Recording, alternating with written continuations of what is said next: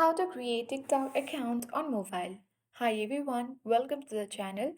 Watch the video till the end and without further ado, let's dive right into the video. Launch TikTok app on your device. Make sure to log in to your account. Now tap profile at bottom right corner of the screen. Now click on sign up at bottom right corner of the screen. Here you can sign up for TikTok using your mobile number, email, Facebook or with Google. Simply you need to make sure to enter your mobile number and then verify your mobile number. After that you can simply edit your profile going to your profile back.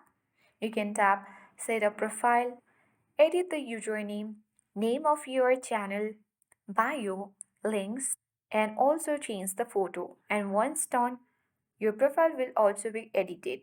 If you wish to make more friends, you can tap on follow button and start following users on TikTok as well. And start creating TikTok videos on your application. So that is how we successfully create TikTok account on mobile. I hope this video was helpful. If it was, then do like, share, comment and don't forget to subscribe. Thank you for watching and see you in the next video.